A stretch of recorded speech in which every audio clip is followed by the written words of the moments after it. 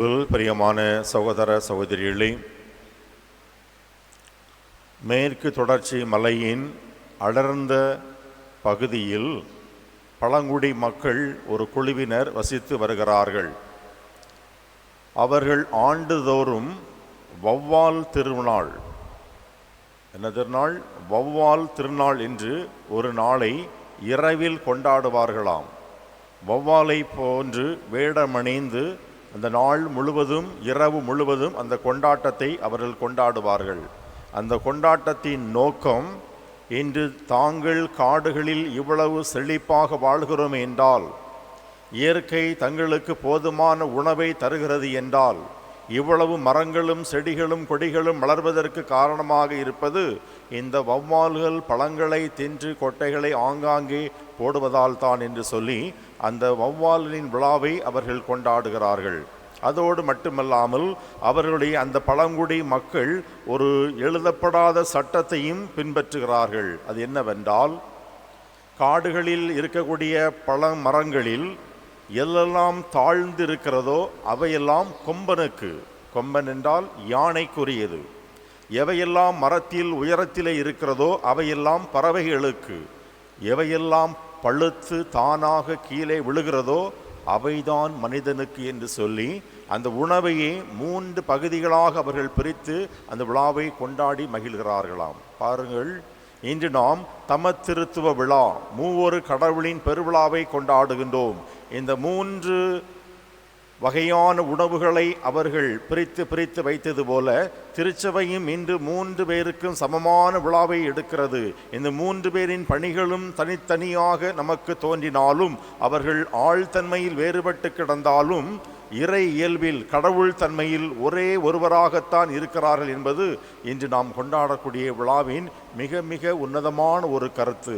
கத்தோலிக்க திருச்சபையின் மிகச்சிறந்த டாக்ட்ரின் என்று அழைக்கப்படக்கூடிய இந்த விழா, இந்த தத்துவம் என்பது வெறுமனே நம்ம கண்களுக்கு அல்லது காதுகளுக்கு சிந்தனையால் புரிந்து கொள்ள முடியாது.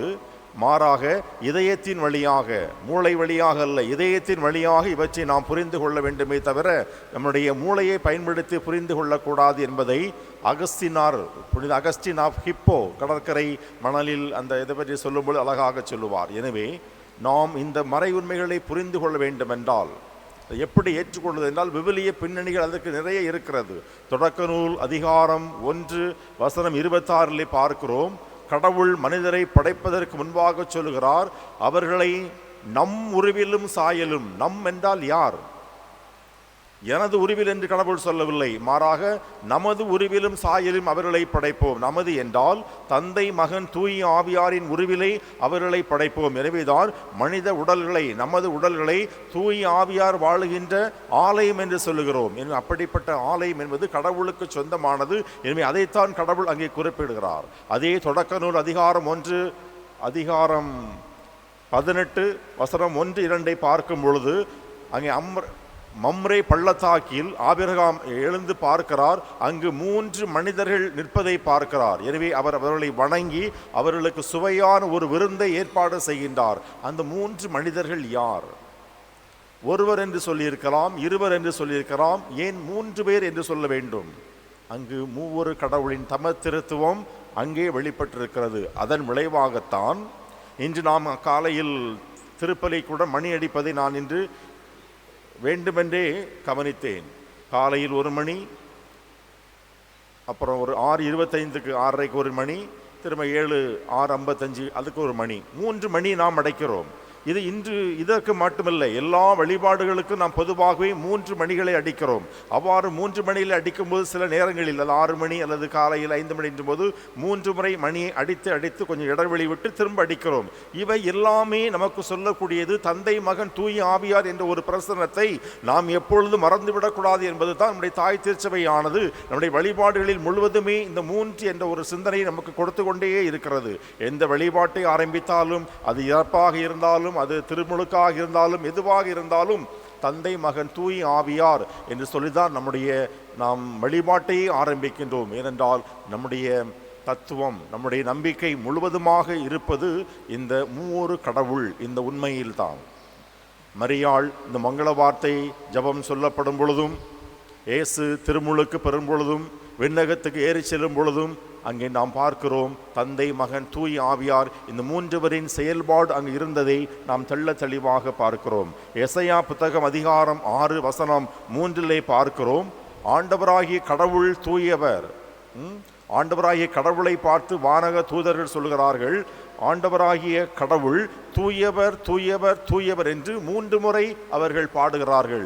இந்த 3 முறை அவர்கள் சொல்லுகின்ற இந்த தூயவர் தூயவர் தூயவர் என்பது இந்த 3 கடவுளுக்கும் பொதுவானது என்று சொல்லுகிறார்கள் விவிலிய அறிஞர்கள். எனவே தூயவர் தூயவர் தூயவர் என்று நாம் பாடுவது என்பது ஏதோ ஒரு நபருக்கல்ல, 3 பேருக்குமாக உள்ளதை குறிப்பதற்காகத்தான் திருப்பலியிலும் இந்த இடத்தில் நாம் தூயவர் தூயவர் என்று அன்று வானதூதர்கள் பாடிய அதே பாடலை நாம் பாடுகிறோம்.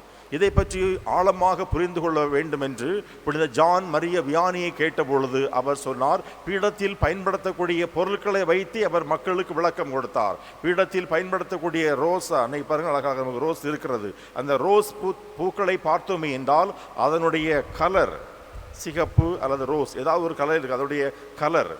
2வது அதனுடைய வடிவம், 3வது அதனுடைய நறுமணம். இந்த 3ம் சேர்ந்து தான் ரோஜாப்பு மலராக நமக்கு தெரிகிறது. அதை பிரித்து பார்க்க முடியாது, அது ஒன்றுதான்.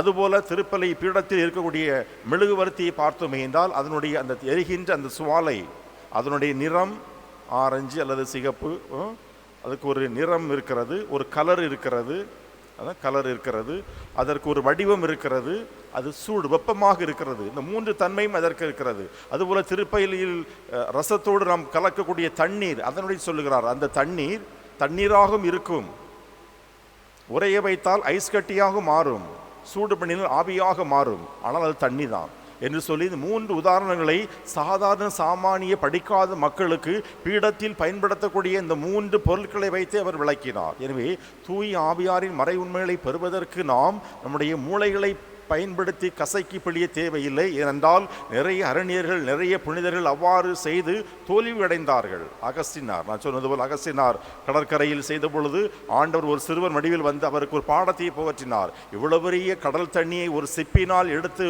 ஊற்ற முடியாது என்று அறிந்திருக்கின்ற நீர் மாபெரும் மறை உண்மையை நீ எப்படி உன் அறிவால் புரிந்து கொள்ள முடியும்? எனவே நீ அறிவினால் தேடாதே, உள்ளத்தினால், இதயத்தினால், பக்தியினால் மறை உண்மையை புரிந்து கொள் என்று சொல்லுகின்றார். எனவே அந்த மறை உண்மையை நாம் புரிந்து கொள்ள வேண்டும். இதைத்தான் புனித சிறிலும் சொல்லுகின்றார். தந்தையாம் கடவுள் சூரியன் என்றால் அதிலிருந்து புறப்படக்கூடிய ஒளிதான் நம் ஆண்டவர் இயேசு கிறிஸ்து, அதில் கிடைக்கக்கூடிய வெப்பம்தான் தூய ஆவியார் என்று சொல்லுகின்றார். எனவே இந்த 3 பேரையும் பிரிக்க முடியாது, பிரித்து பார்க்கவும் கூடாது. மாறாக இது ஒரு மறை பொருள்.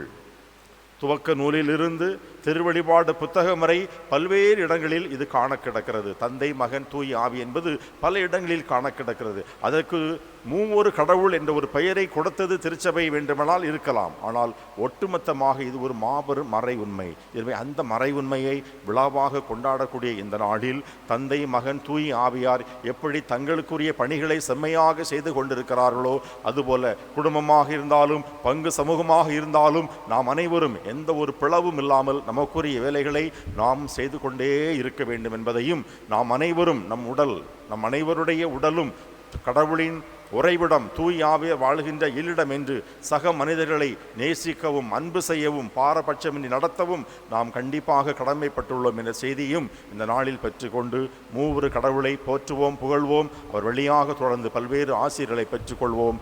என்றும் தந்தை, மகன், தூய் ஆவியார் நம் அனைவரையும் தொடர்ந்து ஆட்கொள்வாராக, தொடர்ந்து வழிநடத்துவாராக.